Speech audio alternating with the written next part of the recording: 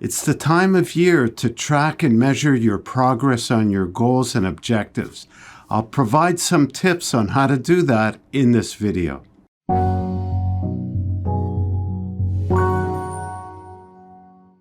Hello, I'm Stephen Goldberg of Optimus Performance, bringing you practical tips and ideas on leadership, team development, and employee performance in the workplace.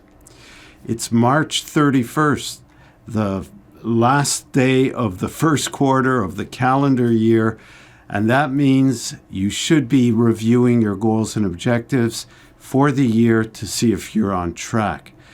Now, if you haven't set your goals and objectives, it's not too late. You can do it right now, and I have a tool to help you do that.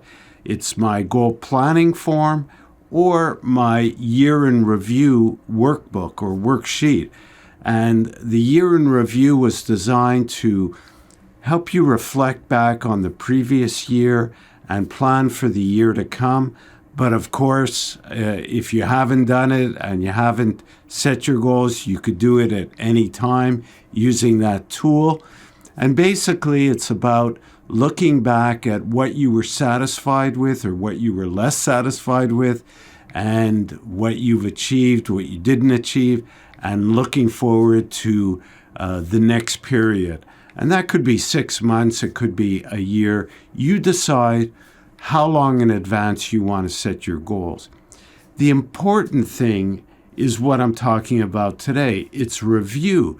Because if you don't track and measure, how do you know if you're achieving what you decided? So you need to set in your calendar times throughout the year when you're going to review what you wrote down. And that's why I like a workbook or a goal planning form.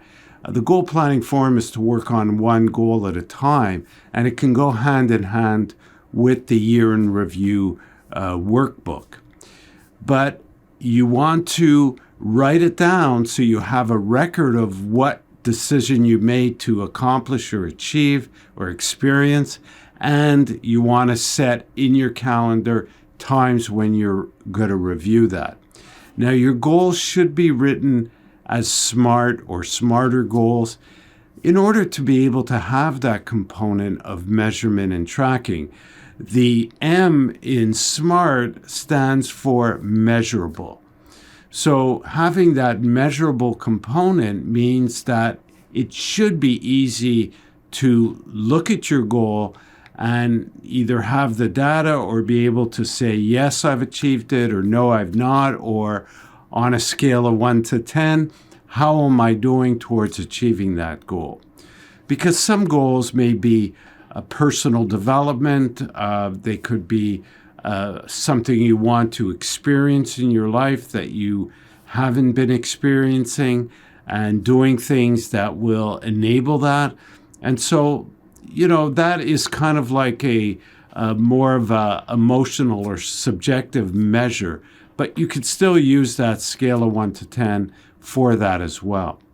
So the message here is, yes, take the time to reflect, to write down your goals, but it's really a reminder that you need to review and see where you're at and make adjustments. If you're not happy with where you're at, what do you need to adjust? What's standing in your way? And put new plans in place to help you with that intention, with that goal. Now, I just reviewed mine, and I was actually quite pleased. Usually I have things that I haven't even started on. This year, I've made some pretty good progress on just about everything I wrote down. I keep it to 5 goals, usually, because if you make too many, then you don't focus as well on the most important things. So keep a narrow focus, but make sure that you're making progress, that you're taking action, and see where you're at. And that's really what this message is all about.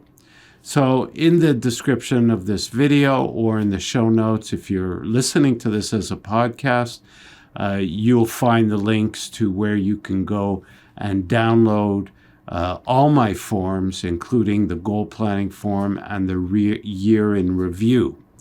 So I hope this reminder is useful for you and that you'll open that drawer or find that folder where you've stored your goals or written them down and take the time to review them. If you haven't, schedule time to do that.